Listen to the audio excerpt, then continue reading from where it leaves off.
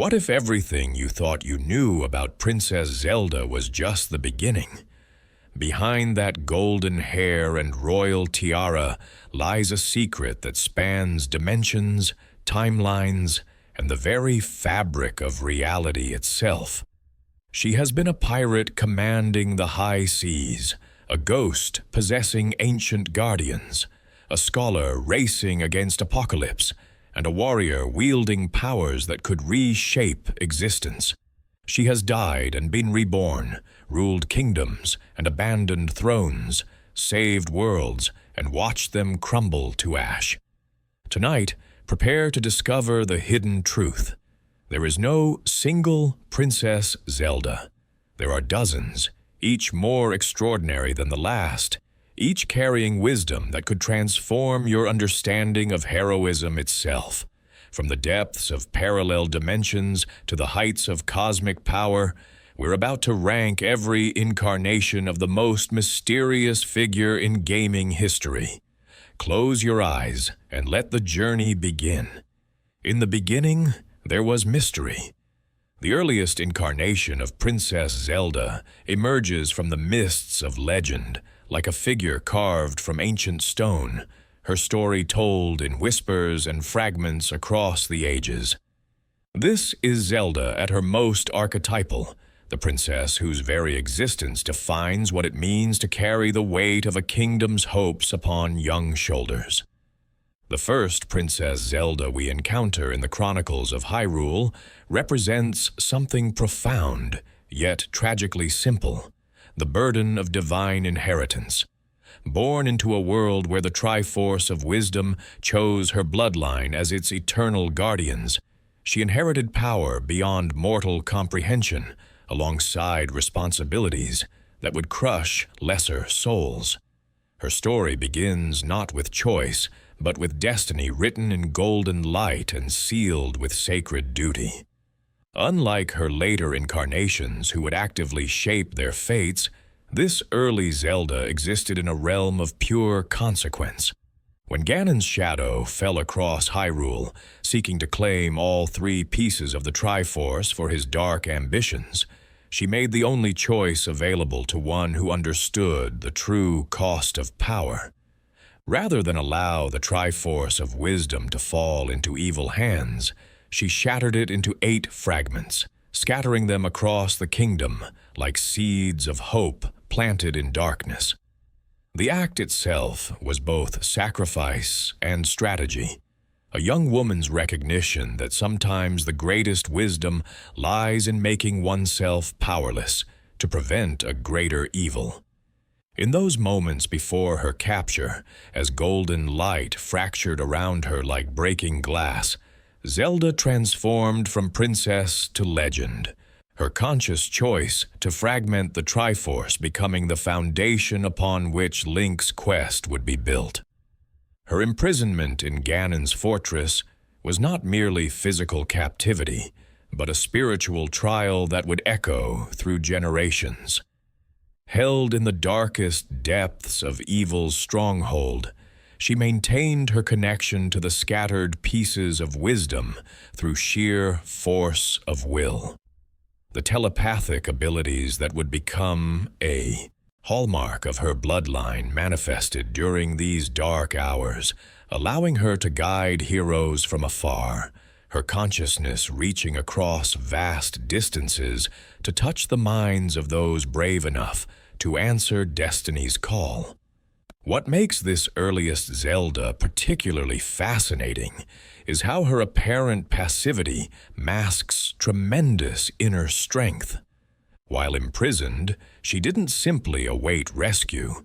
She actively participated in her own salvation by maintaining the magical barriers that prevented Ganon from claiming the Triforce fragments himself.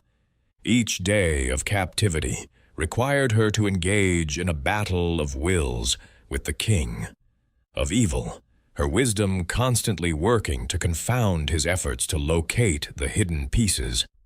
The concept of royal bloodline magic, so central to later Zelda incarnations, finds its purest expression in this earliest form.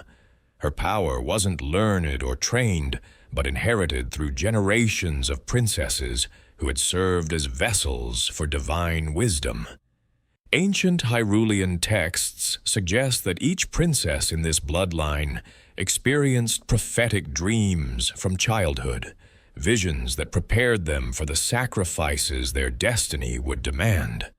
Yet perhaps the most tragic aspect of this early Zelda lies in the sequel to her tale. The story of the sleeping princess, whose curse would span generations. Following the events of the first great battle against Ganon, we encounter another Princess Zelda, this one fallen into an enchanted slumber that could not be broken by conventional means.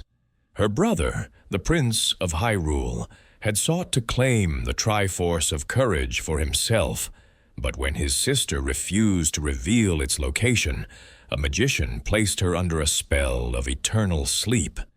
This sleeping Zelda represents wisdom, silenced, locked away in dreams while the kingdom above descended into chaos. The tragedy deepened when her brother, overcome with guilt, decreed that all future princesses would bear the name Zelda, ensuring that the memory of his sister's sacrifice would never be forgotten. In this way, one princess's wisdom became the foundation for a tradition that would span millennia. The curse itself reveals the complex nature of Zelda's power during this era. Her refusal to surrender the Triforce of Courage, even to her own brother, demonstrated a political wisdom that transcended family bonds. She understood that the Triforce's power corrupts, that even good intentions could lead to tyranny when backed by divine force. Her sacrifice protected not just the sacred relic, but the very principles of just rule that her bloodline was sworn to uphold. During her eternal slumber, this cursed Zelda's consciousness remained active in the realm of dreams, her spirit serving as a guardian, watching over the kingdom from beyond the veil of sleep. Ancient Hyrulean scholars believed that her dreaming mind became a conduit through which future generations of heroes could access the collective wisdom of the royal bloodline, her sacrifice creating a spiritual network that would guide chosen champions for centuries to come. The era of A Link to the Past reveals another facet of early Zelda's evolution, showing us a princess who begins to actively participate in her own salvation while still maintaining the classical archetype. This Zelda possessed the rare ability to communicate telepathically across vast distances, her voice reaching Link's mind during his darkest moments in the parallel realm of the Dark World. Her mental fortitude allowed her to maintain clarity and purpose even while imprisoned, demonstrating that wisdom could be an active force rather than a passive virtue. This incarnation's magical abilities extended beyond mere communication. During her captivity in Aghanim's crystal prison, she managed to project her consciousness across dimensional barriers, providing Link with guidance that proved crucial to his success. Her understanding of the parallel worlds, the light world and dark world, revealed a sophisticated grasp of cosmic forces that would later become central to Hyrulean magical theory.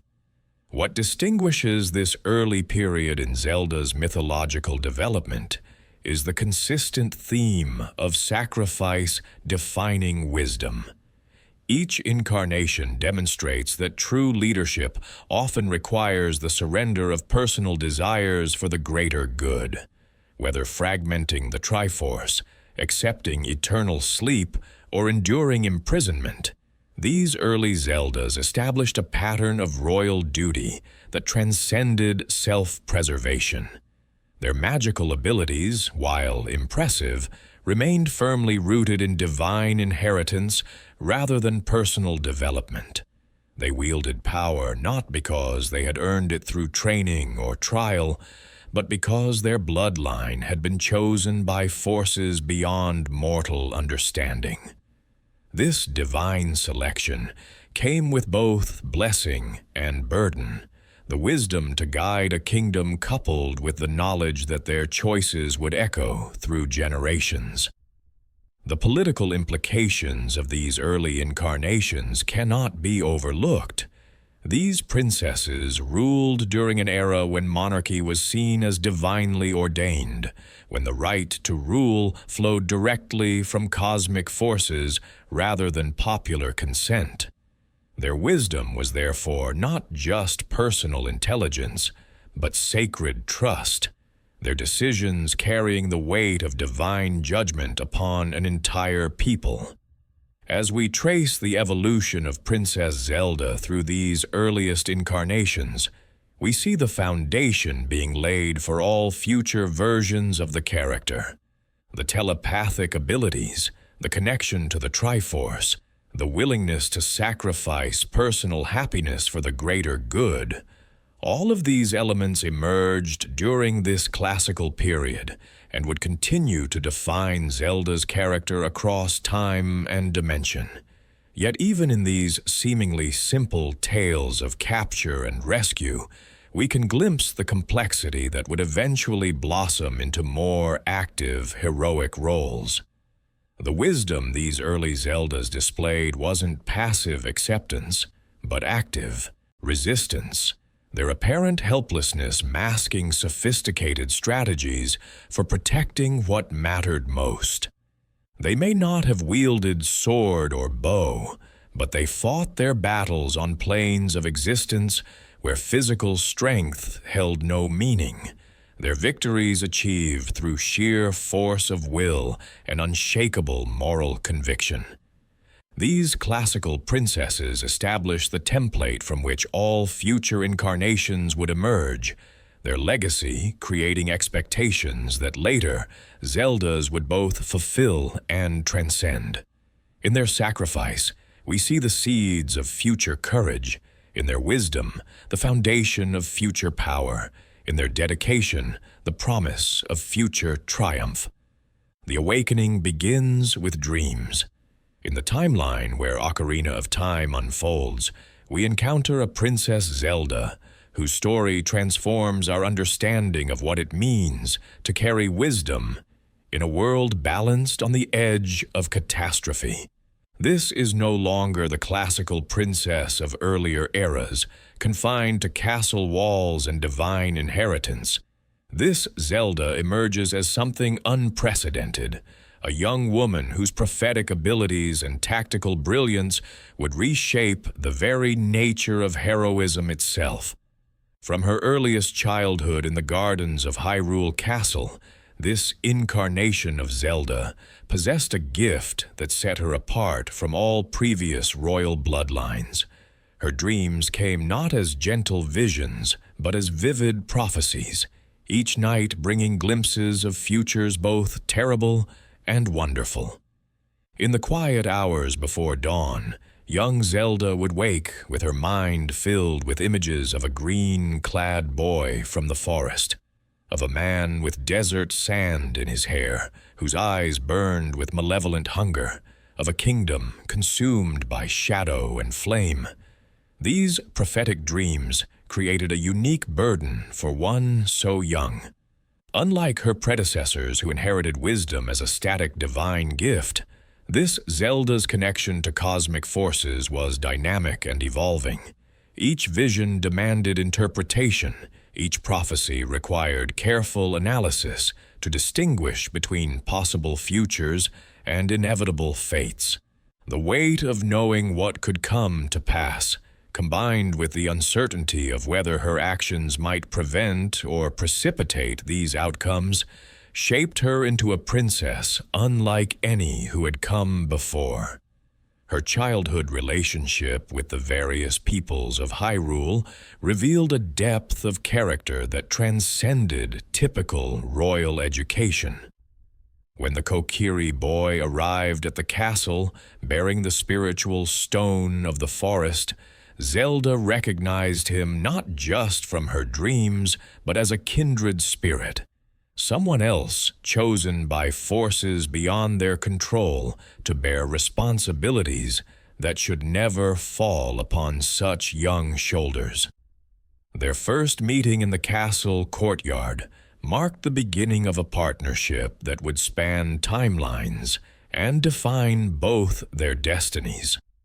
The political acumen this young Zelda displayed during the early stages of Ganondorf's rise to power demonstrated a sophisticated understanding of court intrigue that belied her apparent youth. While the adults around her saw only a charismatic leader from the Desert Kingdom offering aid to Hyrule, Zelda perceived the darkness lurking beneath his diplomatic facade. Her attempts to warn the king and court of the danger Ganondorf represented showcased not just prophetic ability, but remarkable courage in challenging the judgment of her elders. When the moment of crisis finally arrived, when Ganondorf's true nature revealed itself in the coup that would reshape Hyrule's destiny, Zelda's response marked a fundamental shift in how royal wisdom manifested itself.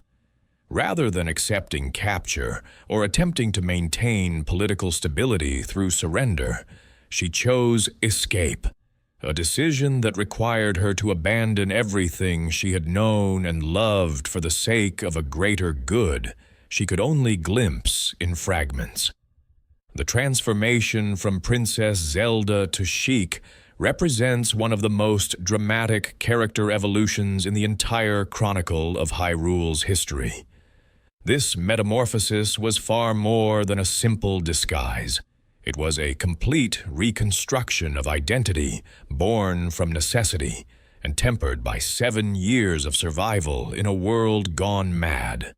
The magic that enabled this transformation drew upon ancient Sheikah techniques, shadow-walking arts that required not just power, but an intimate understanding of deception and concealment.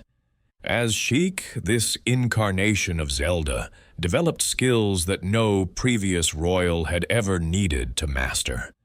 She learned to move through the ruins of her kingdom like a ghost, gathering intelligence, aiding resistance efforts, and slowly building the network of allies that would eventually make Link's quest possible. The psychological toll of maintaining this double identity cannot be understated. To survive, she had to bury the princess. She had been so deeply that even she sometimes forgot where Zelda ended and Sheik began. The loneliness of those 7 years shaped her in ways that would echo throughout her later actions.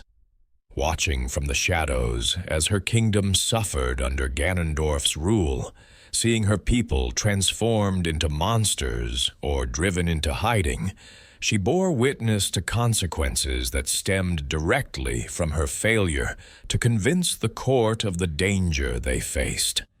This knowledge created a sense of responsibility that transcended typical royal duty, forging her into someone who understood that true leadership sometimes requires becoming someone else entirely.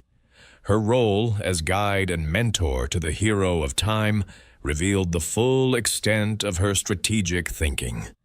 Each encounter she orchestrated as Sheik was carefully planned to provide Link with exactly the knowledge and tools he needed for the challenges ahead. She understood that revealing too much too soon could overwhelm him, while revealing too little might doom his quest to failure. The delicate balance she maintained between support and independence demonstrated a mastery of human psychology that few leaders ever achieve. The musical abilities she displayed as Sheik carried deeper significance than mere communication. The songs she taught Link, melodies that could manipulate time, summon storms, or transport him across vast distances, represented a fusion of Sheikah shadow arts with ancient Hyrulean magic. Her mastery of these techniques suggested years of dedicated study conducted in secret, learning from hidden masters while maintaining her disguise. When the time finally came for the revelation in the Temple of Time, the emotional weight of that moment reverberated across both timelines. To remove the disguise that had protected her for 7 years required a courage different from any she had shown before. It meant accepting vulnerability after years of cultivating invincibility, returning to an identity that connected her to devastating loss while simultaneously embracing the power needed to set things right. The awakening of her abilities as the seventh sage marked the culmination of her journey from prophetic princess to active participant in destiny's unfolding. Her power as a sage transcended the wisdom traditionally associated with her bloodline, encompassing the ability to manipulate the very fabric of time and space.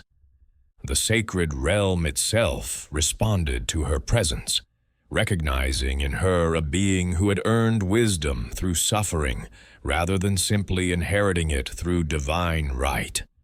Her decision to send Link back to his original timeline represents perhaps the most profound expression of wisdom in the entire Zelda mythos. Understanding that victory in the adult timeline had come at too great a cost, 7 years of suffering that could be prevented, a childhood stolen from the hero who had saved them all, she chose to sacrifice her own timeline's version of happiness for the possibility of a better outcome.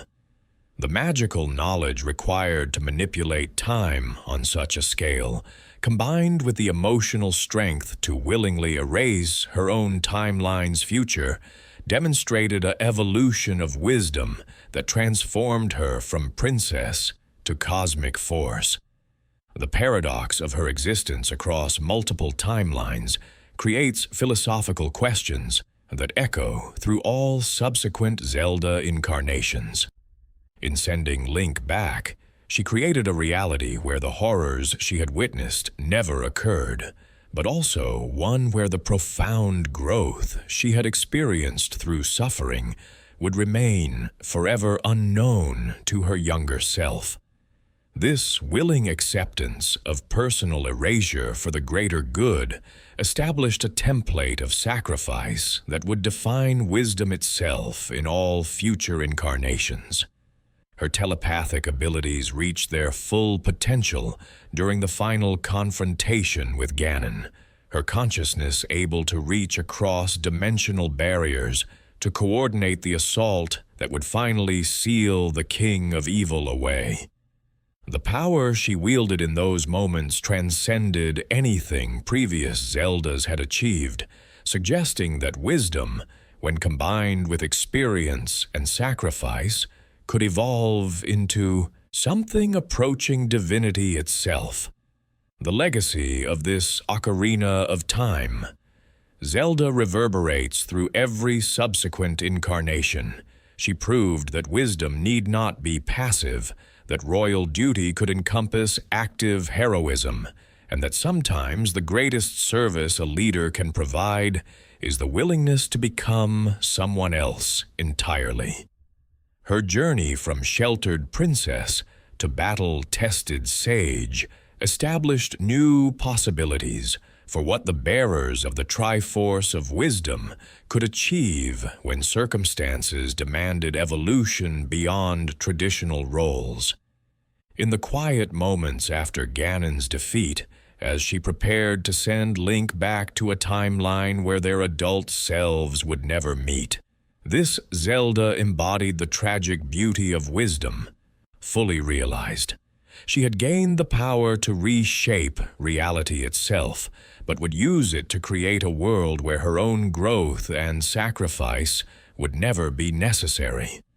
The profound selflessness of this choice, combined with the cosmic scope of her abilities, transformed her from princess into legend, her story becoming the foundation upon which all future incarnations would build their own paths to wisdom and power. In the realm where twilight bleeds into reality, we encounter a Princess Zelda, whose story unfolds like a meditation on the true cost of leadership. This incarnation emerges from the shadows of Hyrule's darkest hour, her tale woven through dimensions where light and shadow dance in eternal balance. Here, wisdom manifests not through action, but through the profound courage required to surrender everything for the salvation of others. The invasion of Hyrule by Xanth's twilight forces presented this Zelda with an impossible choice that would define her entire existence. As the crystalline barriers protecting her castle shattered like morning frost beneath an alien sun, she faced a decision that no previous incarnation had ever confronted: the complete subjugation of her kingdom, or the total annihilation of her people. The speed of the invasion left no time for military strategy, no opportunity for the clever escapes that had served her predecessors. Within hours, the realm she had sworn to protect lay broken beneath an otherworldly twilight that transformed her subjects into wandering spirits.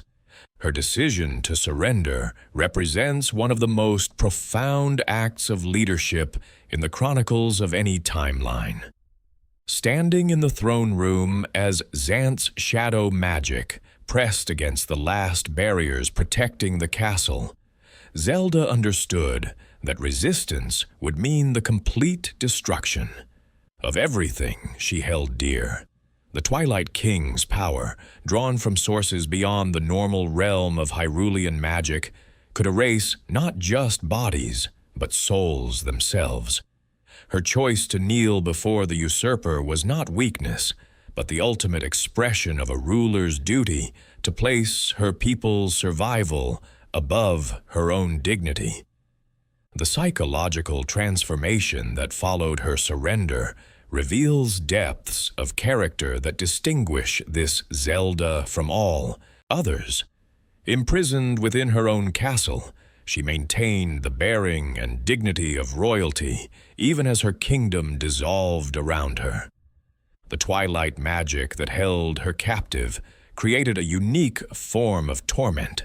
She could see her subjects wandering as lost spirits, their forms twisted by alien magic, yet remained powerless to help them. This enforced helplessness would have broken a lesser soul, but she transformed it into a different kind of strength. During the long months of captivity, her connection to the spiritual realm deepened in ways that previous incarnations had never experienced. The Twilight dimension existed in a space between worlds, and her prolonged exposure to its energies awakened abilities that transcended normal royal magic. She learned to perceive the connections between all living things, to sense the threads of fate that bound heroes and kingdoms together across time and space. This enhanced perception allowed her to recognize Link's true nature long before he understood it himself. Her relationship with Midna stands as one of the most complex political and personal alliances in Hyrulean history. When the true Twilight Princess arrived seeking aid, Zelda faced another impossible choice: trust a being from the very realm that had conquered her kingdom, or watch as darkness consumed both worlds. The decision to share her life force with Midna required not just political wisdom, but a profound understanding of sacrifice that goes beyond mere royal duty.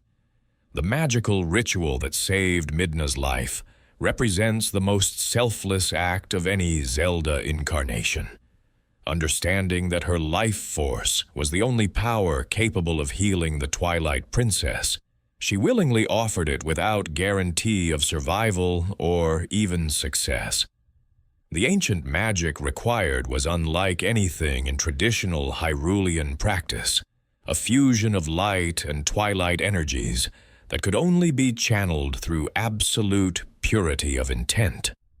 As golden light flowed from her body into Midna's dying form, Zelda crossed a threshold from which there could be no return unchanged. The period following this sacrifice finds her in a state between life and death, her consciousness drifting through realms of existence that few mortals ever glimpse.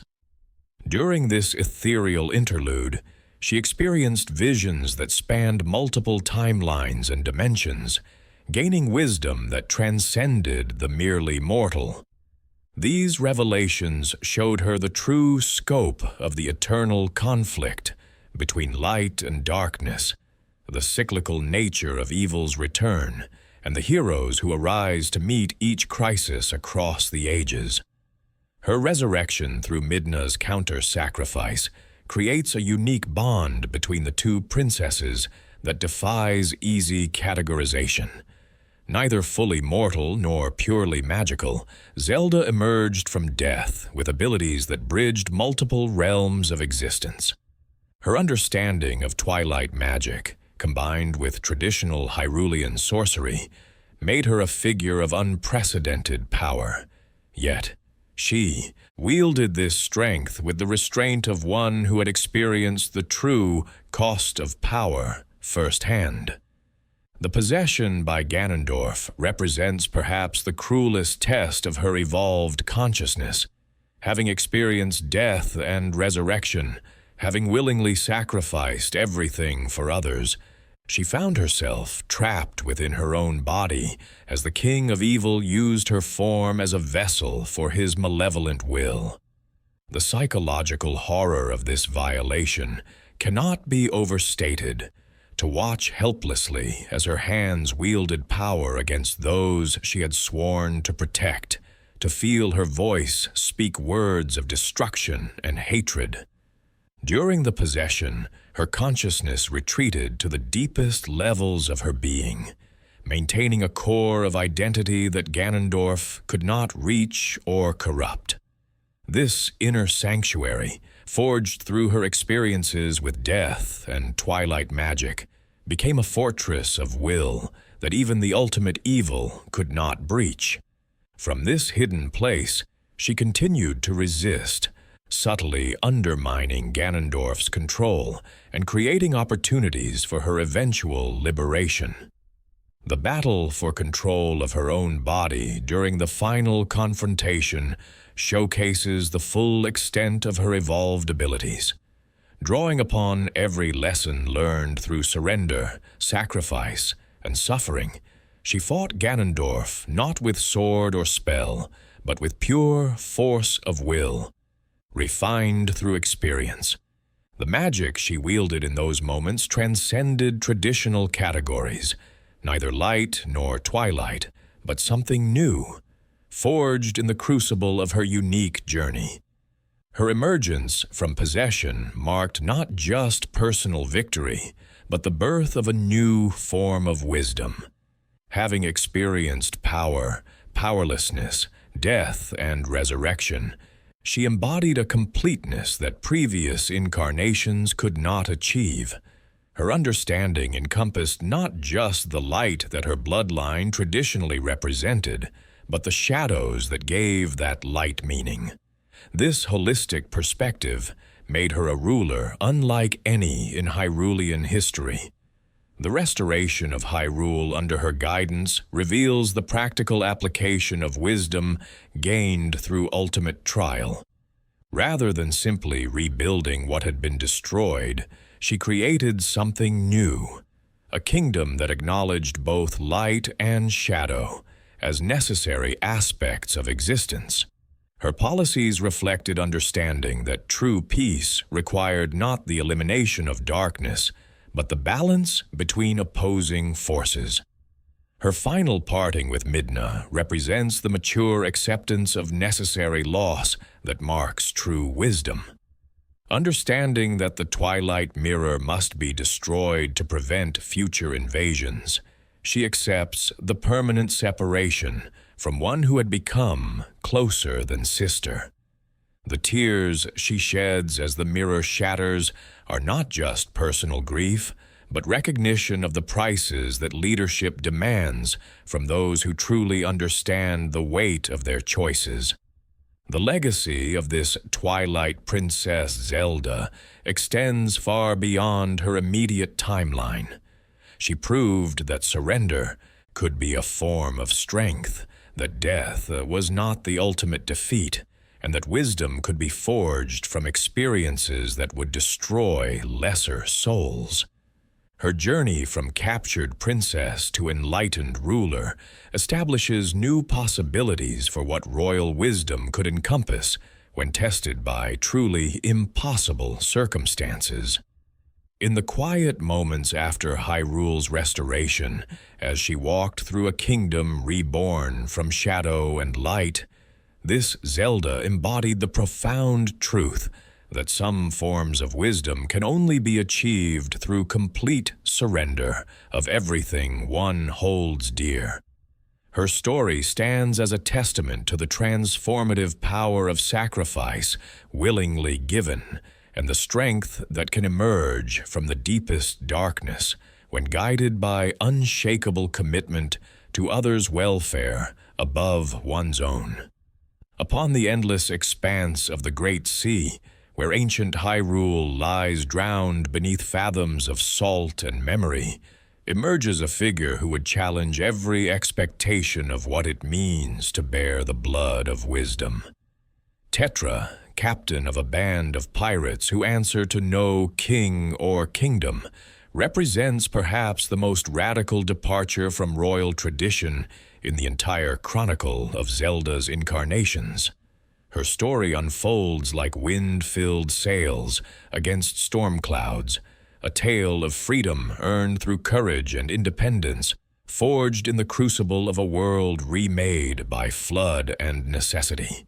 The Great Sea created a realm unlike any previous Hyrule, where survival depended not on castle walls or royal guards, but on quick thinking, quicker reflexes, and the ability to command respect through action rather than birthright. In this scattered archipelago of islands and secrets, Tetra learned leadership through the harsh but honest democracy of the ship's deck. Her crew followed her not because divine mandate demanded it, but because she had proven herself worthy of their loyalty through countless trials beneath open sky and rolling waves. Her childhood aboard pirate vessels shaped her into something unprecedented among Zelda incarnations. A leader who understood power as something to be earned rather than inherited. The rough camaraderie of pirate life taught her lessons no castle tutor could provide. How to read the subtle signs of mutiny in a subordinate's eyes, how to balance mercy with the firm discipline required to maintain order among those who lived by their own codes, and how to make life or death decisions with incomplete information while storm winds howled around the mast. The pirate captain's pragmatic approach to problem-solving reveals itself in every aspect of her leadership style. When faced with challenges, Tetra's first instinct was neither diplomatic negotiation nor magical intervention, but direct action guided by tactical thinking. Her raids against other vessels were conducted with surgical precision, her crew striking fast and hard before disappearing into the maze of islands that dotted the Great Sea.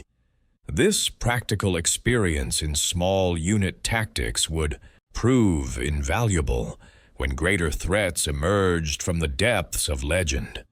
Her relationship with her crew transcended the typical bonds between ruler and subject, evolving into something closer to family, forged through shared danger and mutual dependence. Each member of her band brought unique skills to their collective survival. Nudge with his keen eye for weather patterns, Senza with his encyclopedic knowledge of the sea's hidden currents, Gonzo with his steady hand at the tiller during the worst storms. Tetra understood that true leadership meant recognizing and nurturing these individual strengths rather than demanding blind obedience. The discovery of her true identity as Princess Zelda created a crisis that struck at the very foundation of everything she had built.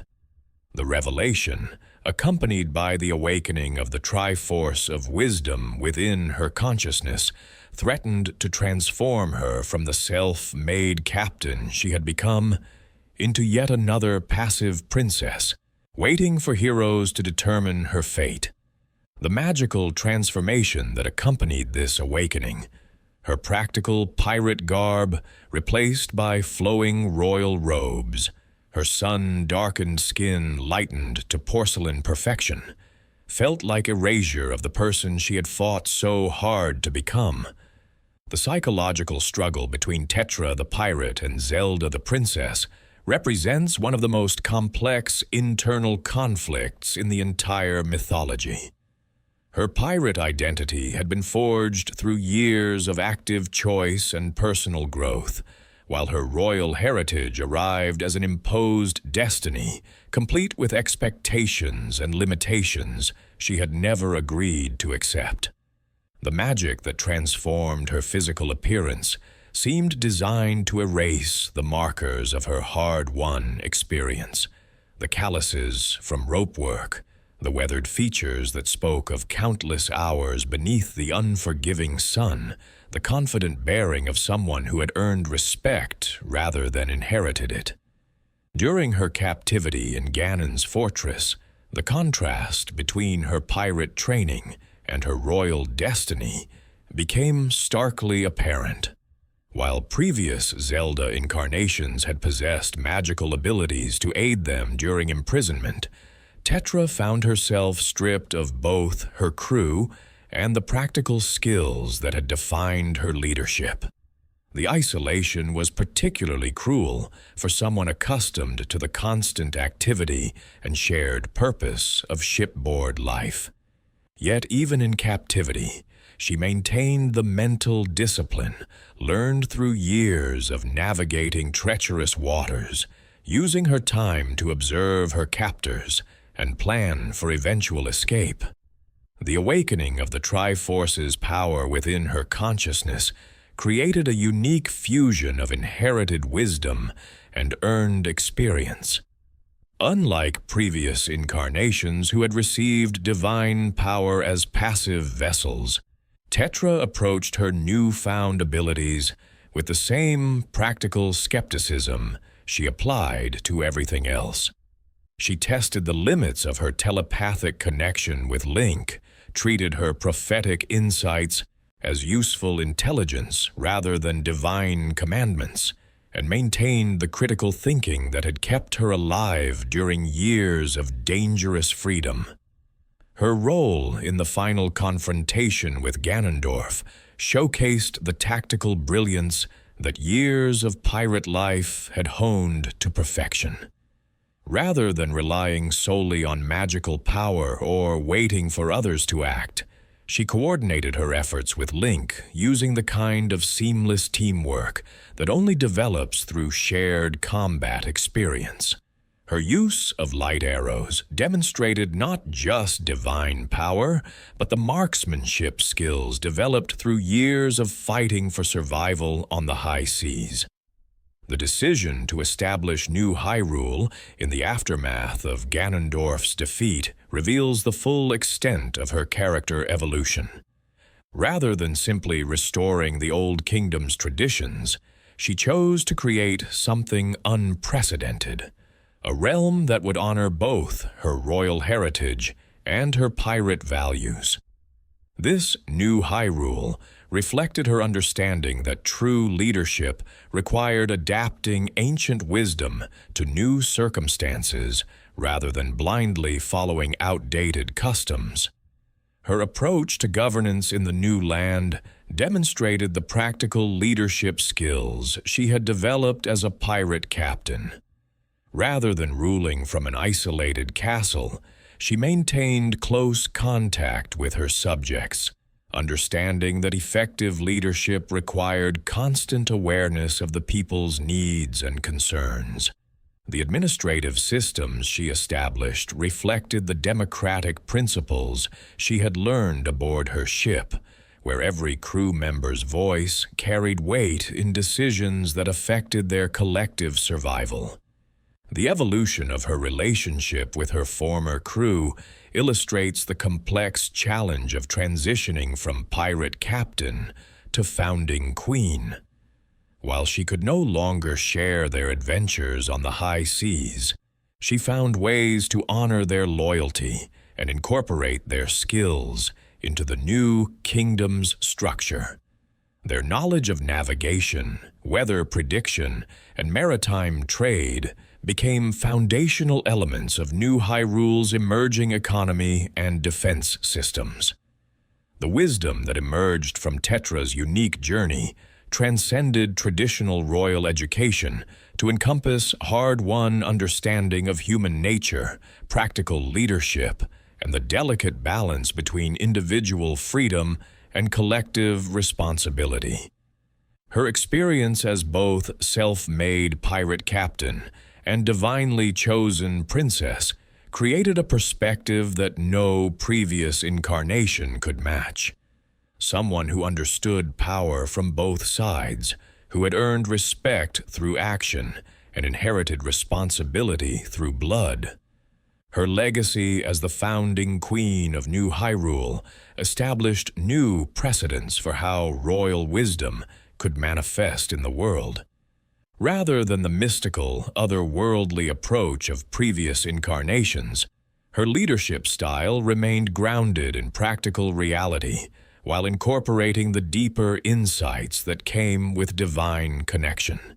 She proved that wisdom could be both inherited and earned, that royal duty could coexist with personal agency, and that the greatest leaders were those who understood the perspectives of both rulers and the ruled. In the quiet moments after New Hyrule's establishment, as she stood on shores that had never known the weight of ancient tradition, Tetra embodied the revolutionary potential of wisdom unleashed from the constraints of expectation.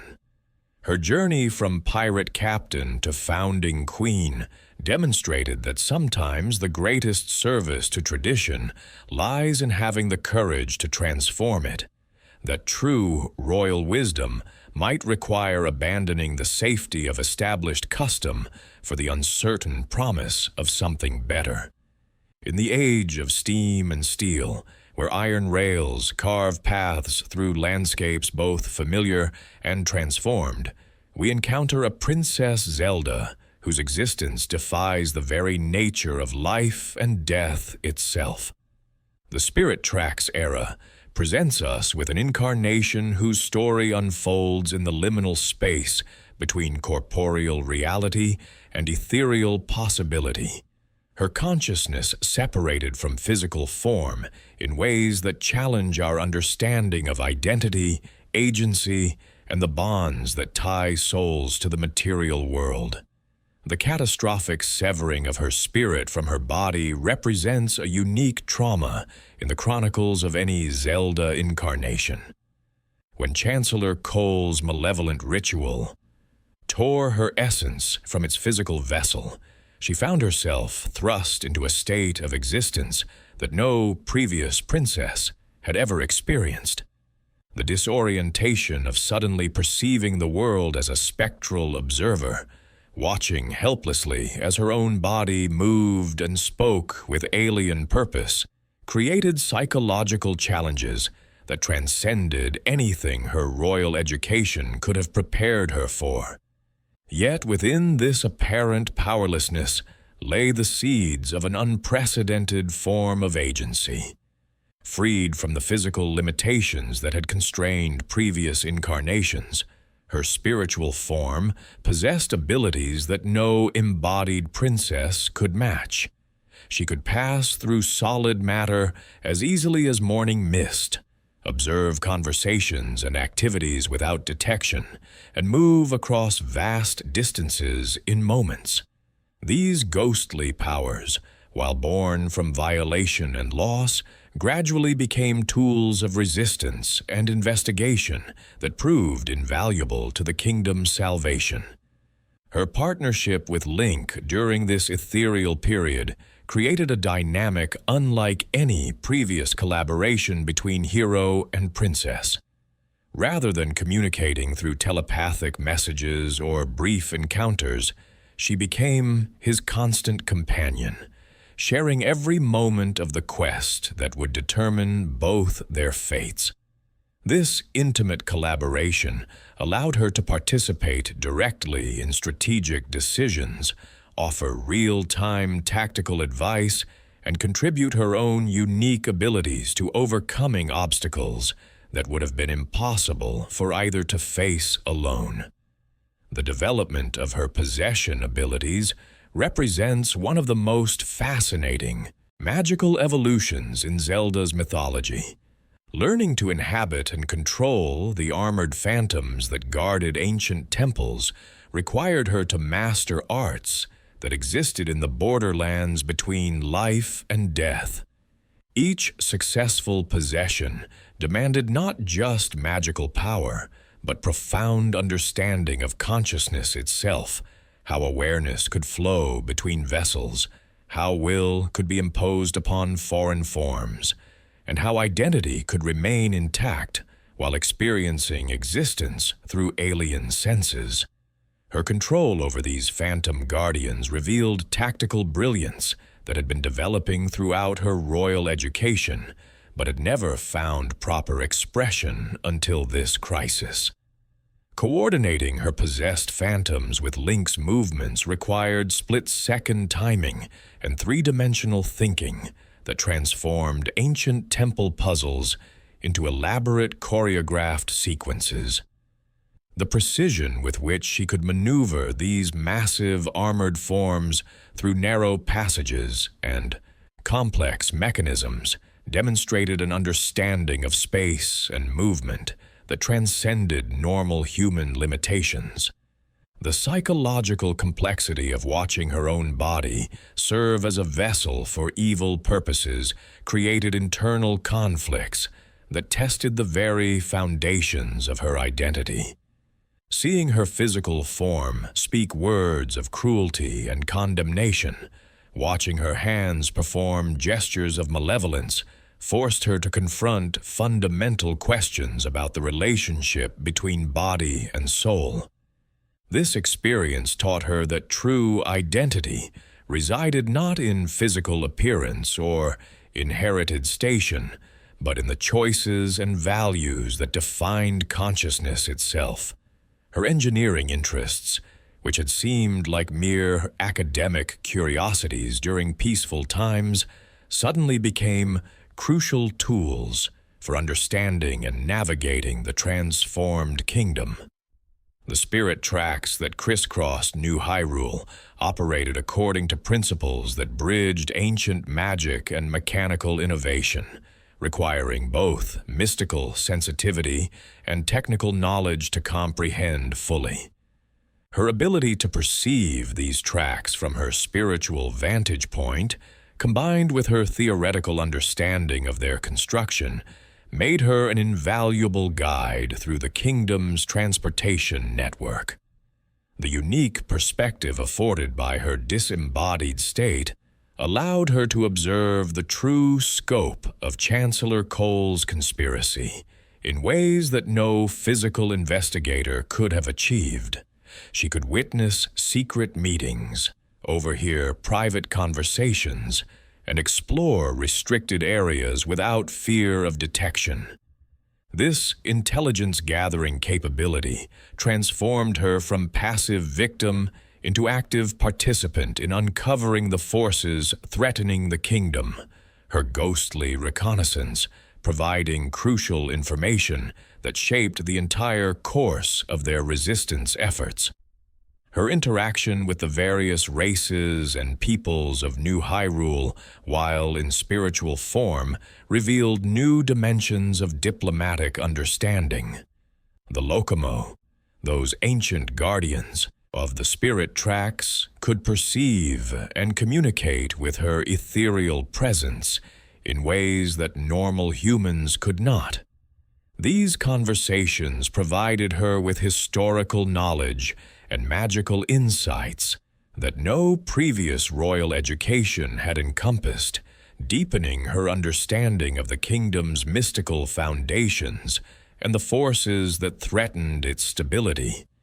The emotional toll of her separation manifested in ways both subtle and profound throughout her spiritual journey.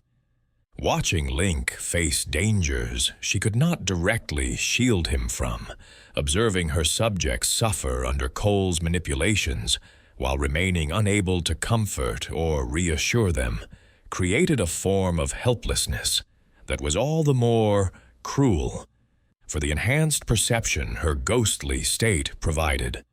She could see everything but touch nothing, understand all but influence little beyond her phantom control abilities.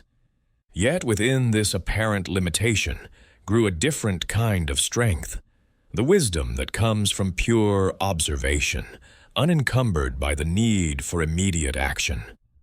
Her spiritual state forced her to become a student of human nature in ways that active participation never could have allowed. She learned to read the subtle signs of deception in Cole's followers, to recognize the quiet courage of subjects who resisted in small but meaningful ways, and to understand the complex motivations that drove both heroes and villains toward their chosen paths. The restoration of her body and spirit represented more than simple magical healing. It was a reunification of consciousness that had been fundamentally transformed by its period of separation. When her ethereal essence finally returned to its physical vessel, she brought with her all the knowledge, abilities, and perspectives gained during her time as a wandering spirit. This integration created a princess who understood existence from both sides of the veil between life and death, someone who had learned that consciousness could persist and grow even when stripped of every material advantage. Her post-restoration leadership reflected the unique insights gained through her otherworldly experience. Having existed as pure consciousness, she understood the essential nature of identity and purpose in ways that transcended physical form or inherited position. This perspective informed her approach to governance, her relationships with subjects, and her understanding of the spiritual forces that shaped the kingdom's destiny. The technological advancement that characterized her era found perfect expression in her evolved understanding of the relationship between ancient magic and modern innovation. The spirit tracks themselves represented this fusion, mystical energy channeled through mechanical precision to create transportation networks that served both practical and spiritual purposes.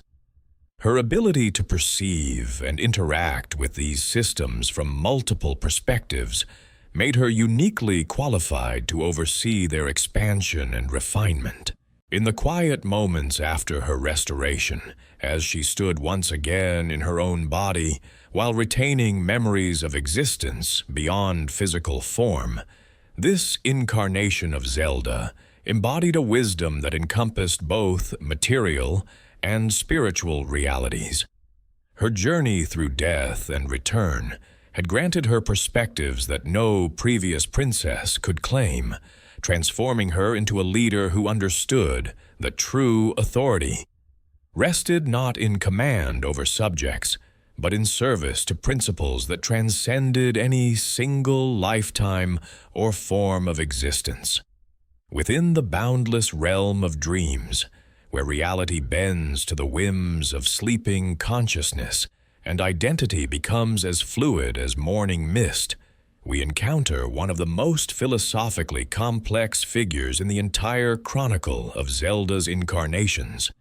Marin exists in the liminal space between truth and illusion, her very being woven from the dreams of an ancient deity whose slumber encompasses an entire world. Her story unfolds like a lullaby sung at the edge of waking, beautiful and haunting in its exploration of what it means to truly exist. Koholint Island emerges from the windfish's sleeping mind as a perfect microcosm of life itself, complete with its own geography, weather patterns, and inhabitants who live and love and dream as if their existence extends beyond the boundaries of divine consciousness. Marin stands at the center of this dream reality, her vibrant personality and musical gifts making her the most vivid creation of the windfish's imagination. Yet this vibrancy carries with it a terrible fragility, the knowledge that her entire world depends upon the continued sleep of its creator. Her musical abilities transcend the merely artistic, tapping into the fundamental harmonies that hold dream reality together. When Marin sings, her voice carries power that resonates through multiple layers of existence. Her melodies capable of awakening ancient instruments, calming wild creatures, and stirring emotions that feel startlingly real despite their origin in fantasy. The Ballad of the Windfish, which she teaches to Link during their time together, represents more than just a song. It is the key to her world's continuation or dissolution, a melody that embodies both creation and destruction in its haunting notes. The tragic irony of her existence becomes apparent through her deepest dream, the desire to fly beyond the confines of her island home. This yearning for freedom speaks to something profound within her dreamed consciousness, a recognition that her world, however beautiful, represents a form of imprisonment. Her wish to become a seagull and soar across endless oceans carries deeper meaning than simple wanderlust. It reflects the soul's natural desire for transcendence, for existence that extends beyond the boundaries of any single reality. Her relationship with Link creates one of the most poignant love stories in the entire Zelda mythology, made all the more heartbreaking by its foundation in impermanence. Their connection develops with an intensity that feels authentic despite its dream origins, their shared adventures and quiet moments together building emotional bonds that transcend the question of whether they exist within true reality or elaborate fantasy. Marin's growing affection for the mysterious stranger who washed up on her shores represents the dream self's capacity for genuine emotion and connection. The philosophical questions raised by Marin's existence challenge fundamental assumptions about consciousness and reality. If her thoughts and feelings arise from the windfish's dreaming mind, do they possess any less validity than those of beings in the waking world? Her capacity for independent thought, moral choice, and emotional growth suggests that consciousness, once created, may achieve a form of autonomy that transcends its origins. The complexity of her personality, her kindness toward animals, her concern for her village, her artistic passion, demonstrates that dream beings can develop depth and authenticity that rivals any waking existence. Her interaction with the island's other inhabitants reveals the intricate social dynamics that the windfish's imagination has created. From her father, Terran's gentle bumbling, to the gossipy villagers who populate Mabe Village, Marin navigates relationships that feel entirely authentic within their context. Her role as unofficial caretaker for many of the island's creatures showcases a nurturing spirit that extends compassion beyond the boundaries of species, suggesting that even within dreams, the capacity for love and care can flourish. The gradual revelation of her world's true nature creates an existential crisis that few beings in any reality ever face. Learning that her entire existence depends upon maintaining the very sleep that imprisons her creator forces Marin to confront impossible choices. She can preserve her world and everyone she loves by ensuring the windfish never awakens.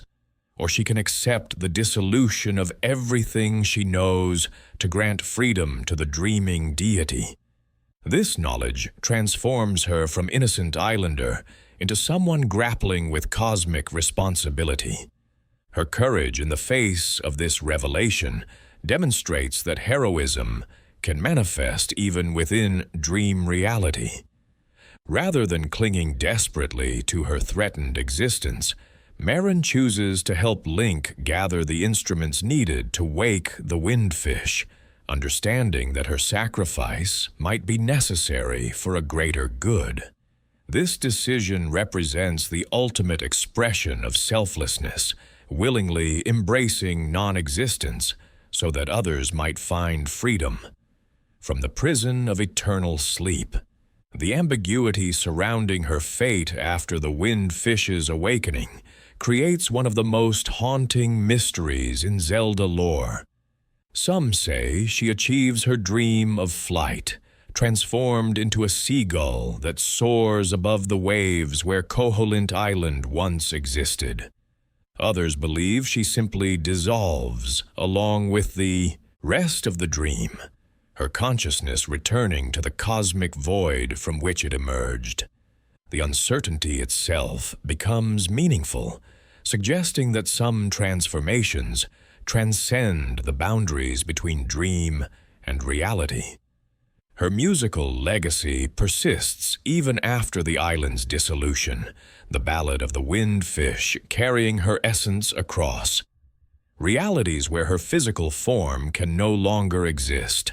This survival of her creation beyond her creator's dream suggests that art possesses a form of immortality, that beauty once brought into being can transcend the circumstances of its origin. The melody she taught becomes a bridge between worlds, carrying something of her spirit into realms where she herself cannot follow. The metaphysical implications of Marin's story extend far beyond her individual fate, raising questions about the nature of consciousness, reality, and existence itself. If beings created within dreams can achieve depth, complexity, and moral agency, comparable to those born in waking worlds, what distinguishes dream from reality beyond the arbitrary designation of their origins?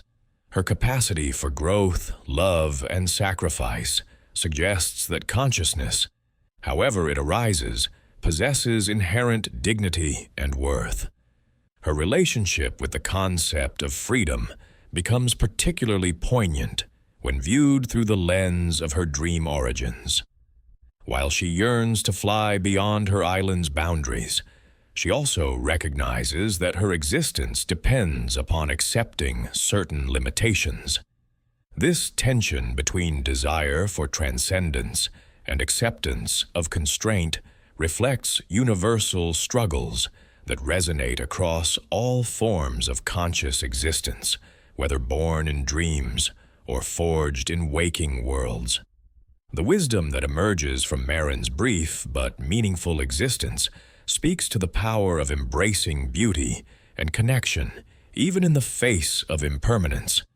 Her joy in simple pleasures, singing on the beach, caring for animals, sharing quiet moments with Link, demonstrates that the quality of existence matters more than its duration or even its fundamental nature.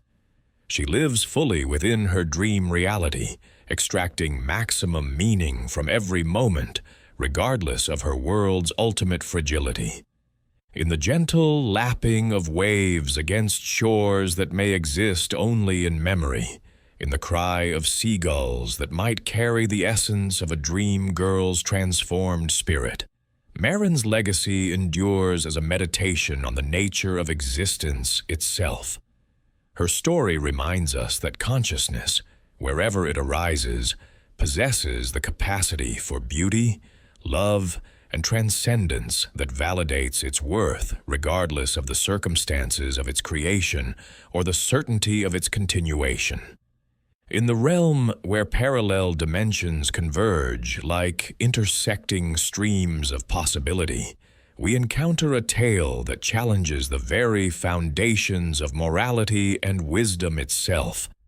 The era of A Link Between Worlds presents us not with a single Princess Zelda, but with two mirror images of royal destiny, whose divergent paths illuminate the delicate balance between order and chaos, hope and despair. Here, in the reflection between Hyrule and its shadow realm, counterpart Lorule, we witness what happens when the pillars of divine wisdom crumble and leave kingdoms to face the consequences of their creator's choices. Princess Zelda of Hyrule emerges from this tale as a figure transformed by witnessing the ultimate corruption of royal responsibility. Her encounter with Princess Hilda of Lorule forces her to confront uncomfortable truths about the nature of divine power and the terrible burden placed upon those chosen to wield it. The discovery that her dimensional counterpart has descended into villainy, not through inherent evil, but through desperate circumstances, creates a crisis of understanding that reshapes everything she believes about wisdom, duty, and the price of leadership. The parallel nature of their existences creates a philosophical mirror that reflects the fragility of moral certainty. Both princesses inherit the blood of wisdom, both carry the weight of their kingdom's survival, both face threats that exceed their individual power to overcome. Yet their responses to these challenges diverge so dramatically that they become philosophical opposites, one maintaining faith in traditional wisdom while the other abandons all moral restraint in pursuit of her people's salvation. Princess Hilda's tragic transformation from benevolent ruler to desperate antagonist serves as a cautionary tale that haunts every decision Zelda makes throughout their shared ordeal. Watching her dimensional counterpart justify increasingly extreme measures in the name of saving Lorule forces Zelda to examine her own moral boundaries. How far would she go to protect Hyrule? What lines would she cross if faced with her kingdom's complete annihilation? These questions strip away comfortable assumptions about heroism and virtue, revealing the uncomfortable truth that nobility and villainy often spring from identical sources. The destruction of Lorule's Triforce represents a cosmic catastrophe that reverberates through every aspect of Hilda's existence. Without the stabilizing force of divine wisdom, courage, and power, her kingdom descends into chaos that makes normal governance impossible. The very foundations of reality begin to crumble, leaving her subjects trapped in a world where hope itself becomes a luxury they can no longer afford. Hilda's response to this crisis, seeking to steal Hyrule's Triforce to replace what her ancestors destroyed, transforms her from victim into aggressor, yet her motivations remain tragically understandable. Zelda's imprisonment within the painting realm creates a unique form of captivity that transcends physical confinement. Trapped within Yuga's magical artwork, she exists as a conscious being frozen in time and space, aware of her surroundings, yet unable to act or communicate. This enforced passivity proves particularly cruel for someone who has learned to value active participation in her kingdom's affairs. The psychological toll of helplessness combined with the knowledge that her dimensional counterpart orchestrated her capture, creates layers of trauma that challenge her fundamental beliefs about royal duty and sisterhood. The revelation of Hilda's true role in the crisis forces Zelda to confront the possibility that wisdom itself might be insufficient when faced with truly impossible circumstances. Hilda's decision to ally with Yuga, despite knowing his treacherous nature, demonstrates how desperation can corrupt even the purest intentions. The dimensional princess's willingness to sacrifice another world's stability for her own kingdom's survival presents moral questions that have no clean answers, forcing Zelda to acknowledge that her own fortunate circumstances have protected her from such terrible choices. The magical mechanics of dimensional travel reveal new aspects of wisdom's power that previous incarnations never explored. Zelda's ability to perceive the connections between parallel worlds, to understand the cosmic forces that maintain dimensional stability, represents an evolution of her inherited abilities. Her growing comprehension of how the destruction of one realm's Triforce affects the balance of all realities transforms her from a local ruler into someone grappling with cosmic responsibility. Her collaboration with Link during the dimensional crisis showcases a more active partnership than previous incarnations had achieved. Rather than serving primarily as a source of information or magical support, she becomes a true ally whose strategic thinking and dimensional insights prove crucial to their success. Her understanding of parallel magic systems and alternate versions of familiar locations makes her an invaluable guide through Hyrule's twisted geography.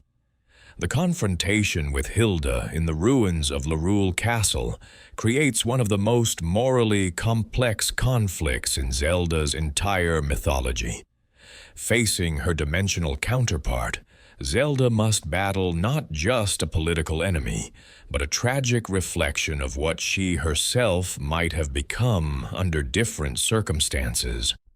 The fight transcends physical combat to become a philosophical debate conducted through magical warfare, each spell cast representing competing visions of leadership and responsibility. The ultimate revelation that restoring Hyrule's Triforce requires genuine sacrifice from both princesses tests the limits of wisdom's capacity for redemption. Zelda's decision to help restore what Hilda's ancestors destroyed, despite the personal cost and potential risk to her own realm, demonstrates that true wisdom sometimes requires actions that appear foolish from a purely strategic perspective. Her choice to trust in cosmic balance rather than hoarding power for her own kingdom's protection marks a profound evolution in royal thinking. The magical ritual that recreates Hyrule's Triforce represents a fusion of dimensional wisdom that neither princess could have achieved alone. Zelda's stable connection to divine power, combined with Hilda's desperate knowledge of cosmic destruction, creates a synthesis of understanding that transcends their individual limitations. The process requires both princesses to surrender their preconceptions about power and control, accepting that true wisdom might lie in making themselves vulnerable to forces beyond their comprehension. Hilda's redemption through this shared sacrifice reveals the possibility that even the most corrupted wisdom can be purified through genuine selflessness. Her transformation from desperate antagonist to grateful ally demonstrates that moral fall and redemption operate on scales that transcend individual lifetimes. The restoration of her kingdom's Triforce doesn't just repair dimensional damage, but heals the psychological wounds that had driven her to extremism. The aftermath of the dimensional crisis finds Zelda fundamentally changed by her encounter with parallel possibility. Having witnessed the collapse of divine order and its restoration through cooperative effort, she gains perspective on the responsibilities of wisdom that previous incarnations never achieved. Her understanding now encompasses not just her own kingdom's welfare, but the delicate balance that maintains stability across multiple realities. The friendship that develops between the dimensional princesses represents a new form of royal alliance that transcends traditional political boundaries. Their shared experience of cosmic crisis creates bonds that no normal diplomacy could forge, establishing connections between realms that ensure mutual support against future threats. This relationship transforms both kingdoms' understanding of their place in the larger cosmic order. In the quiet moments after dimensional balance is restored, as both princesses stand in their respective throne rooms, knowing that parallel versions of themselves rule in distant realities, Zelda embodies a wisdom that encompasses the full spectrum of moral possibility. Her journey through dimensional crisis has taught her that virtue and corruption often spring from identical sources, that true wisdom requires understanding rather than judgment, and that the greatest service wisdom can provide might be the humility to recognize its own limitations when faced with truly impossible choices. In the shadow of calamity's aftermath, where ancient technology lies scattered like broken dreams across a landscape scarred by divine wrath, emerges the most complex and fully realized incarnation of Princess Zelda in the entire chronicle of Hyrule's history. This is Zelda transformed by failure, tempered by solitude, and ultimately redeemed through the kind of personal growth that can only be forged in the crucible of absolute responsibility. Her story unfolds across two distinct phases of existence, before and after the Great Calamity, each representing a different understanding of what it means to carry the burden of wisdom in a world where good intentions prove insufficient against the forces of cosmic evil. The pre-calamity. Zelda begins her journey as perhaps the most relatable incarnation we have encountered, a young woman whose struggles with destiny feel startlingly modern despite their mythological context. Born into an age where ancient prophecies speak of returning darkness, she finds herself caught between the weight of expectation and the burning desire to forge her own path through life. Her passion for scholarly research and technological innovation represents more than mere intellectual curiosity. It becomes her attempt to find meaning and purpose beyond the narrow confines of royal prophecy. Her fascination with the ancient Sheikah technology, scattered throughout Hyrule, reveals a mind that instinctively seeks to understand rather than simply accept. While her father and the court focused on traditional preparations for the prophesied return of Calamity Ganon, Zelda immersed herself in the study of divine beasts, guardian constructs, and the mysterious shrine network that dotted the landscape. Her research notes, recovered from ruins across post-Calamity Hyrule, reveal a brilliant intellect grappling with concepts that bridged magic and mechanism in ways that no previous scholar had attempted. The pressure to awaken her sealing power creates a psychological burden that distinguishes her from all previous incarnations. Unlike her predecessors who inherited their abilities as natural expressions of royal blood, this Zelda faces the terrifying possibility that she might be defective, that the divine power essential to Hyrule's survival might have skipped her generation entirely. The countless hours spent in prayer at sacred springs, the ritual purifications that left her exhausted and discouraged, the mounting fear that she would fail her kingdom when it needed her most. All of these experiences forge her into someone who understands failure as an intimate companion, rather than a distant possibility. Her relationship with Link during this period complicates her emotional landscape in ways that previous princess-hero dynamics had never explored. Rather than simple alliance or distant admiration, their connection develops through shared proximity to destiny's weight. Link's natural mastery of combat abilities that she struggles to achieve creates a complex mixture of admiration, envy, and eventual affection that transforms them both. Her initial resentment toward his effortless heroism gradually evolves into understanding that they are both prisoners of prophecy, each carrying burdens that outsiders cannot comprehend.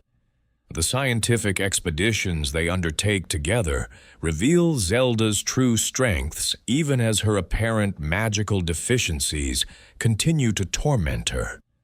Her ability to document and analyze ancient technology, to theorize about the relationships between different Sheikah innovations, and to propose practical applications for archaeological discoveries demonstrates intellectual gifts that complement Link's physical prowess. These shared investigations become the foundation for a partnership that transcends their assigned roles, creating genuine collaboration between equals rather than simple protection of royalty by sworn guardian. The tragic irony of her powers awakening cannot be overstated. The sealing ability that had eluded her through years of dedicated effort finally manifests in the moment of absolute despair, when Link lies dying before her eyes and Hyrule burns around them. The emotional trigger that unlocks her divine inheritance reveals that her supposed failure had never been about insufficient dedication or flawed bloodline, but about the simple fact that her power required emotional catalyst rather than ritual preparation. The realization comes too late to prevent catastrophe, but just in time to ensure that total defeat does not become absolute annihilation. Her decision to contain Calamity Ganon within Hyrule Castle represents the ultimate expression of royal sacrifice, a choice that condemns her to a century of solitary struggle against the embodiment of evil itself. The magical prison she creates around both herself and her enemy becomes a battlefield of wills, where every moment requires absolute concentration, where a single lapse in focus could release devastation upon the world. The psychological toll of this endless confrontation, fought not with sword or spell, but with pure determination maintained across decades of isolation, transforms her in ways that no previous trial could achieve. The century of imprisonment teaches her truths about power and responsibility that no royal education could provide. Locked in eternal struggle with Calamity Ganon's malevolent consciousness, she gains intimate understanding of evil's nature, not as external force to be defeated, but as corruption that must be constantly resisted. Her daily existence becomes a meditation on the relationship between light and darkness, order and chaos, creation and destruction.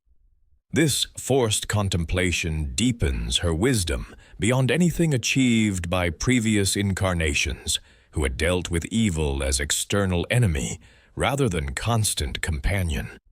Her awareness of the outside world during this period comes through fragments, glimpses of Link's resurrection, scattered observations of how Hyrule adapts to life after apocalypse, brief moments of connection with the spirits of fallen champions whose sacrifice had been wasted through her earlier failures.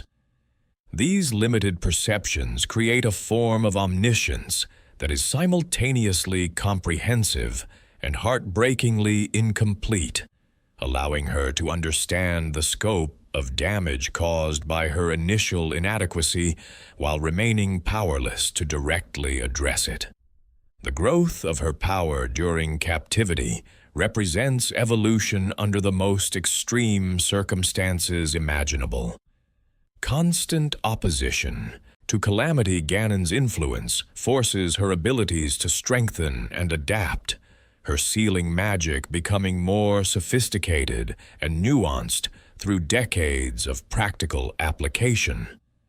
By the time Link arrives to face Ganon's final manifestation, her power has evolved beyond simple divine inheritance into something earned through suffering and refined through endless practice against the ultimate opponent. Her emergence from the castle after Ganon's defeat reveals a princess transformed into something unprecedented, someone who has experienced both absolute failure and ultimate triumph, who understands power from the perspectives of both wielder and victim, who has learned that wisdom grows not from success, but from the courage to continue after devastating mistakes. The reunion with Link becomes not just personal joy, but validation, that her century of sacrifice had meaning beyond mere containment of evil. The post-calamity reconstruction of Hyrule under her guidance demonstrates the practical application of wisdom gained through extreme trial. Rather than simply rebuilding what had been destroyed, she approaches restoration as an opportunity to create something better.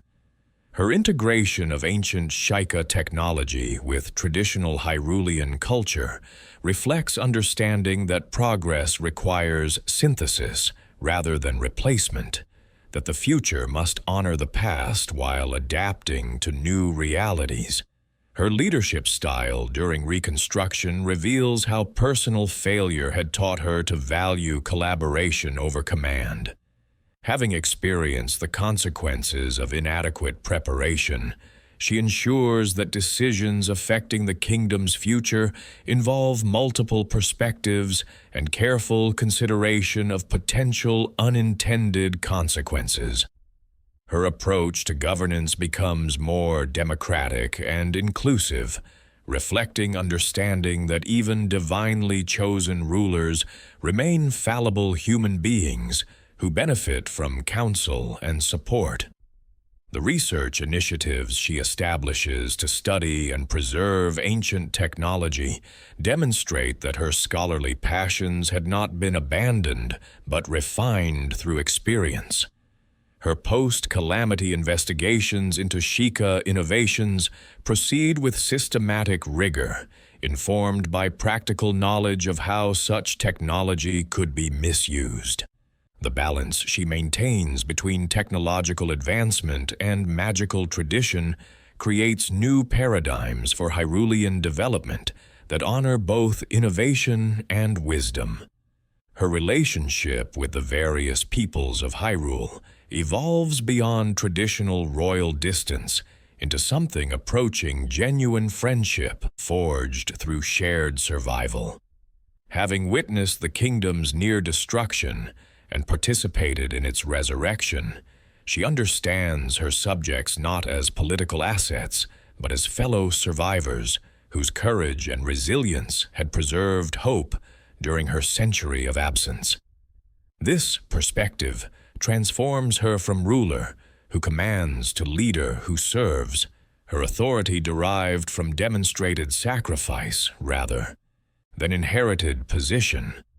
The wisdom that emerges from her complete journey, from struggling princess to cosmic prisoner to reconstruction leader, encompasses understanding of failure and success, isolation and connection, power and responsibility that no previous incarnation could match. Her story proves that true leadership requires not perfection, but the courage to continue growing after devastating mistakes, that wisdom develops through experience rather than inheritance, and that the greatest service any ruler can provide lies in the willingness to sacrifice everything for others' welfare. In the quiet moments after Hyrule's restoration, as she stands in gardens rebuilt from ash and ruin, this incarnation of Zelda embodies the profound truth that wisdom's highest expression lies not in avoiding failure, but in learning from it. Her journey from inadequate princess to cosmic guardian to restoration leader demonstrates that the most profound growth comes through confronting our deepest fears and inadequacies, that true strength develops not from natural talent, but from the determination to persist despite seemingly insurmountable obstacles. In the twilight of established tradition, where ancient expectations bend beneath the weight of unprecedented circumstance, emerges the most revolutionary incarnation of Princess Zelda in the entire chronicle of Hyrule's history. This is Zelda not as supporting character in another's heroic journey, but as the primary agent of her own destiny, the wielder of powers that transform the very nature of what it means to be wise. Her story unfolds in the realm of echoes of wisdom, where the familiar dynamics of rescue and protection invert themselves completely, revealing possibilities that had always existed but never been explored. The crisis that thrusts her into the role of active protagonist begins with the dissolution of reality itself, mysterious rifts that tear through the fabric of existence and threaten to unmake everything she has sworn to protect. When Link himself vanishes into one of these dimensional wounds, traditional expectations collapse alongside spatial certainties. For the first time in the recorded history of any timeline, the princess finds herself without the reassuring presence of a destined hero to shoulder the burden of salvation. The weight of complete responsibility settles upon her shoulders not as inherited duty, but as immediate necessity. Her unique magical abilities, manifested through the power of echo creation, represent a fundamental reimagining of how wisdom can interact with the physical world. Unlike previous incarnations who wielded magic as defensive tool or supportive enhancement, her echo powers transform her into a creative force capable of reshaping reality through conscious replication. Every object she encounters, every creature she observes, every phenomenon she witnesses becomes a potential tool in her arsenal of possibilities. This power requires not just magical strength, but deep understanding of the essential nature of things, wisdom that encompasses both theoretical knowledge and practical application. The psychological transformation required for this new role cannot be understated. Generations of royal training had prepared previous Zelda incarnations for leadership through counsel, support, and sacrifice, but never for the direct confrontation with evil that had traditionally fallen to chosen heroes. Her first tentative steps into active adventuring reveal the vast difference between understanding danger intellectually and facing it with sword in hand. The courage required to stand against monsters that had previously been Link's responsibility demands a complete redefinition of what royal bravery could encompass. Her mastery of echo magic evolves throughout her journey from simple replication to sophisticated tactical deployment. Early in her quest, she learns to create echoes of basic objects: stones for climbing, wooden boxes for bridging gaps, beds for health restoration. As her understanding deepens, she begins echoing more complex phenomena: creatures that fight alongside her, mechanical devices that solve intricate puzzles, even elemental forces that reshape entire environments. This progression from simple mimicry to creative synthesis demonstrates wisdom in its most active form, knowledge transformed into power through conscious application. The philosophical implications of echo magic extend far beyond mere convenience. By creating perfect replicas of existing things, she engages with questions about reality, authenticity, and the nature of creation itself. Are her echoed creatures truly alive, possessing consciousness and agency, or merely sophisticated magical constructs? Do echoed objects carry the same essential properties as their originals, or do they exist as hollow imitations? These questions shape her understanding of her own role as creator and manipulator of reality. Her tactical approach to combat reveals strategic thinking that previous incarnations had rarely needed to develop. Rather than relying on superior magical power or heroic destiny, she must analyze each encounter to determine which echoes will prove most effective.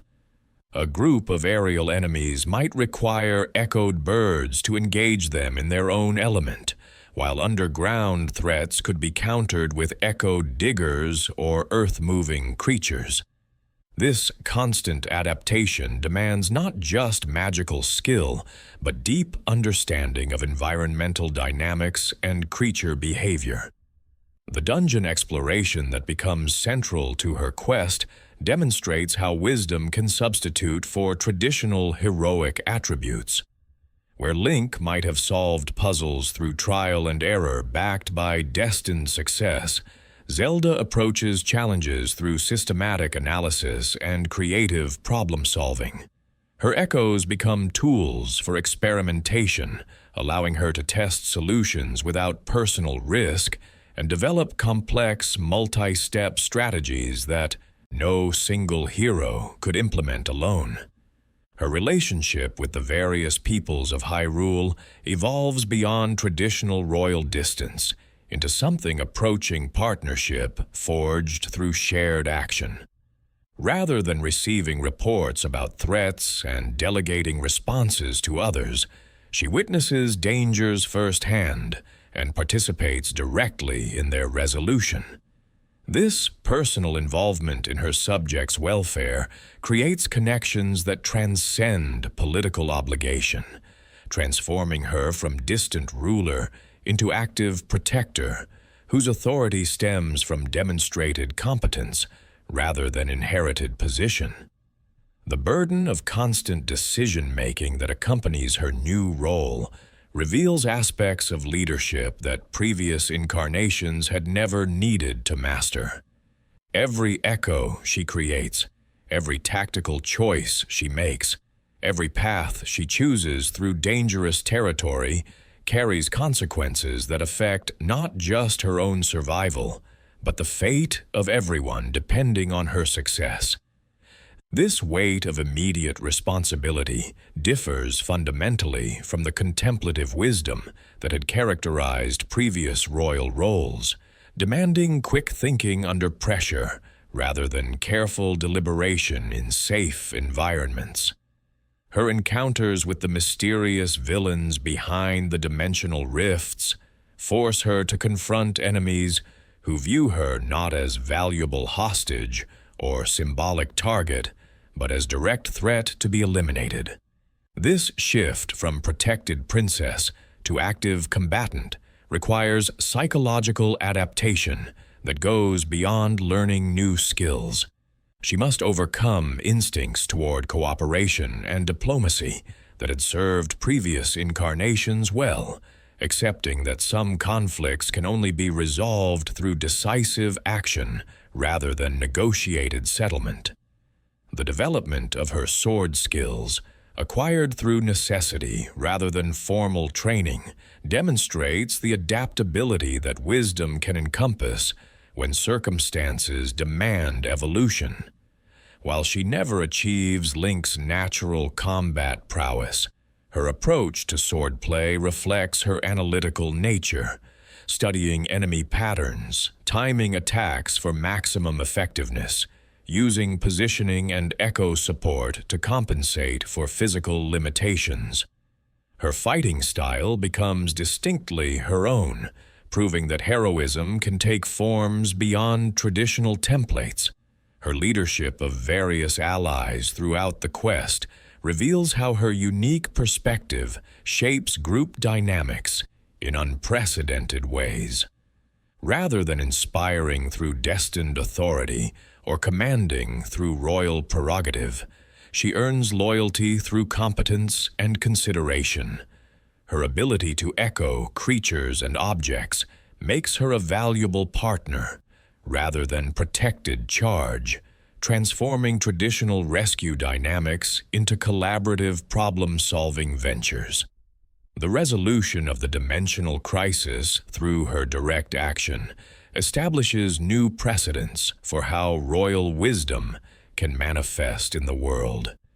Her success proves that the qualities that make effective rulers, analytical thinking, creative problem-solving, understanding of complex systems, translate naturally into heroic action when necessity demands adaptation. The victory belongs entirely to her effort and growth, unmarked by destined success or external intervention.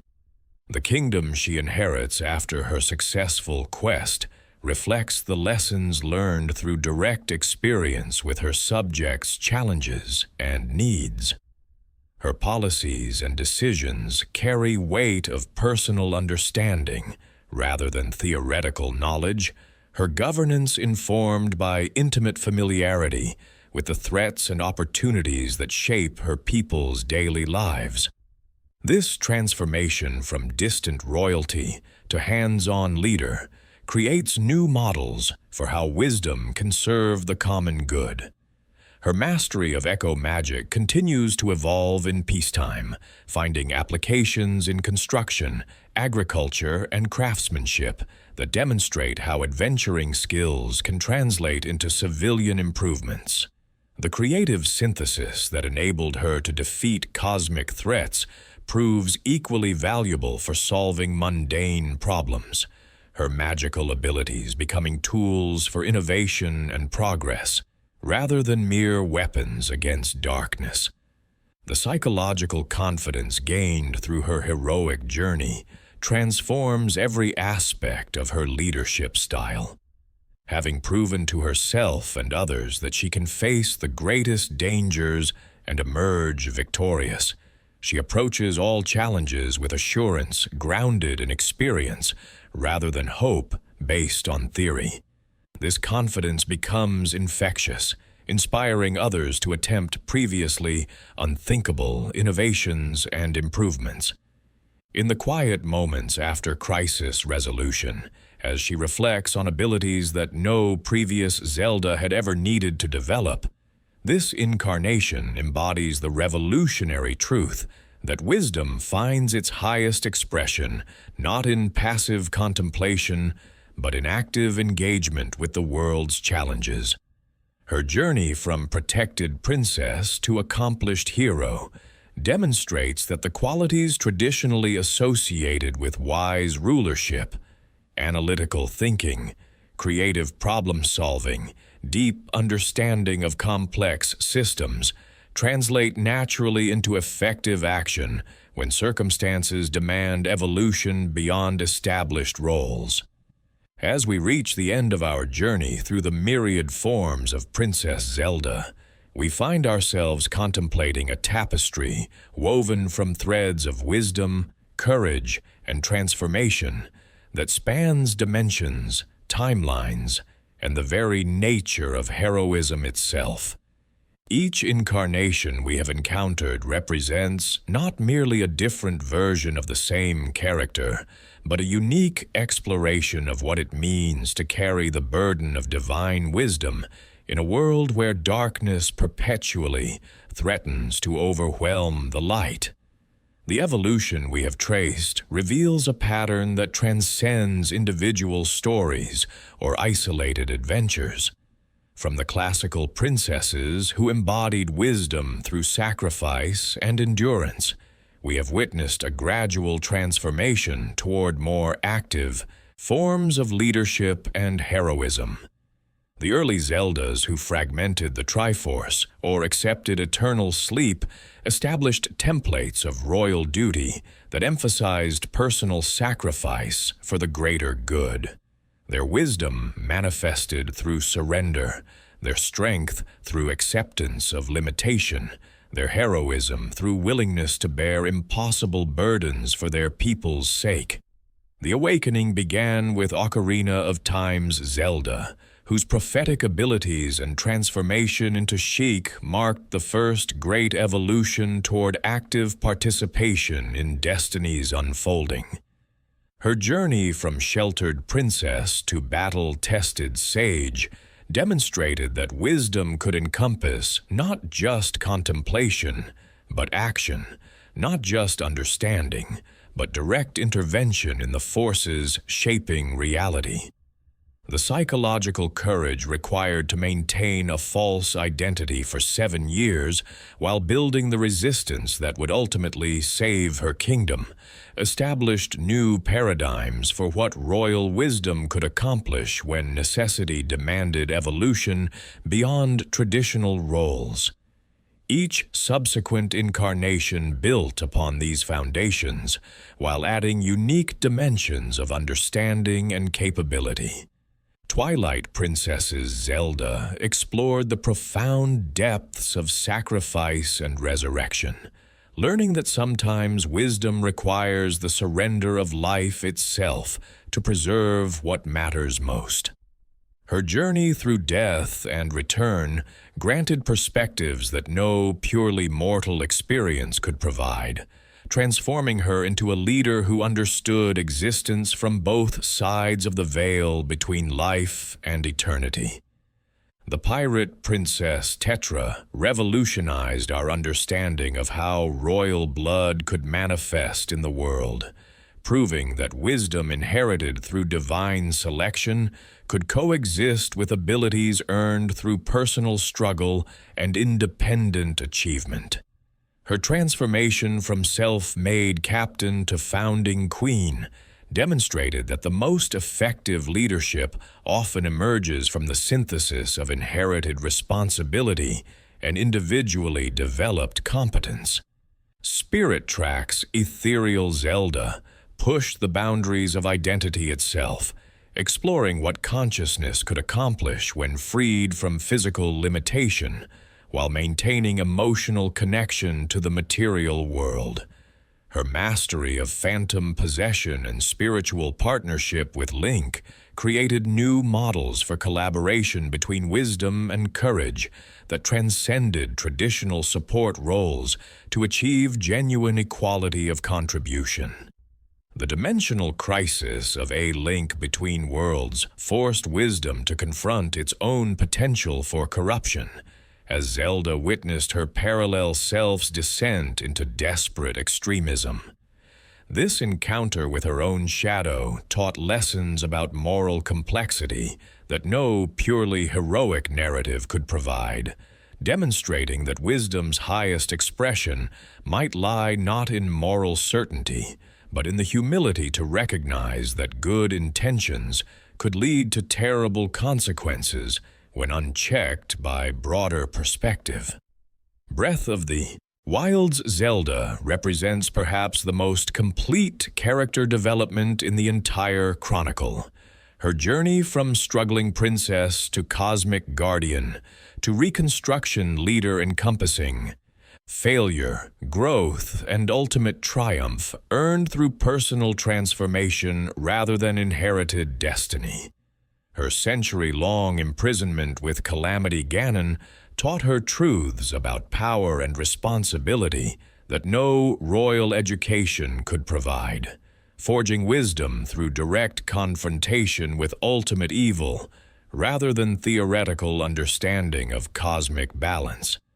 The culmination arrives with echoes of wisdom's Zelda, who transcends all previous limitations to become the primary agent of her own heroic journey.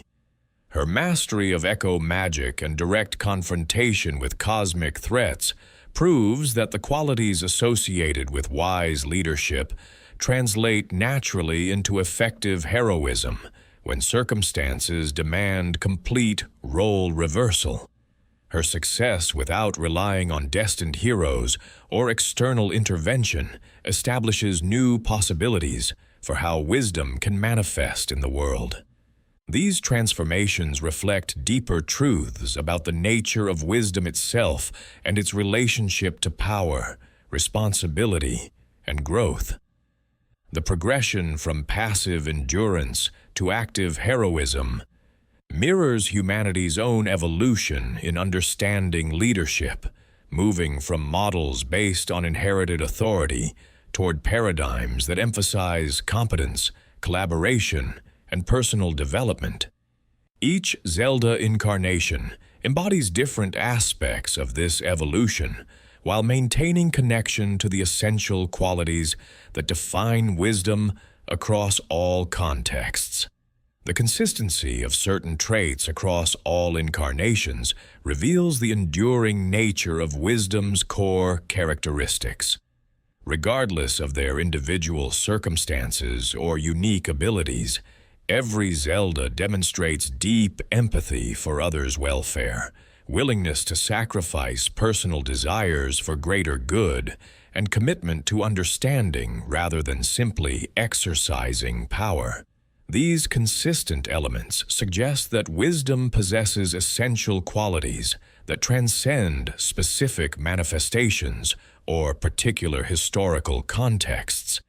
Yet the variations in how these qualities express themselves demonstrate wisdom's adaptability to changing circumstances and evolving challenges.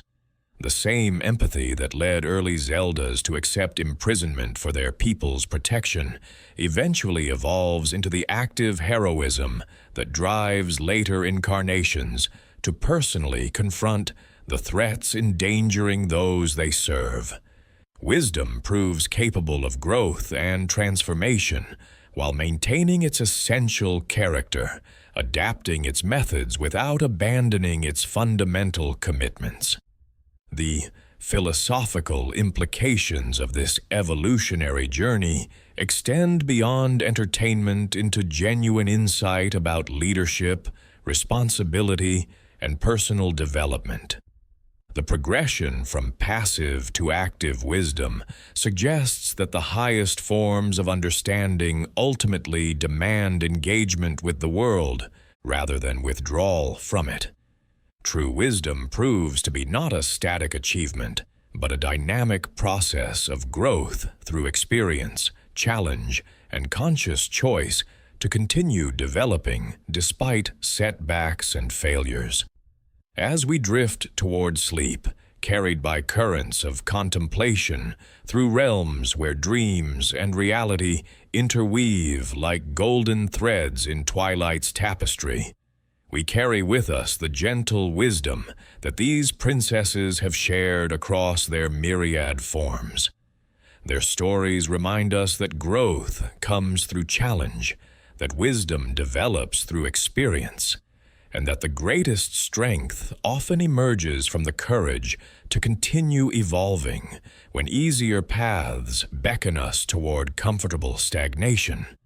In the quiet darkness where consciousness softens into rest, their legacy whispers of possibilities yet unexplored, of wisdom yet to be discovered, and of the eternal dance between light and shadow that shapes all existence into something beautiful, complex, and endlessly worthy of our wonder.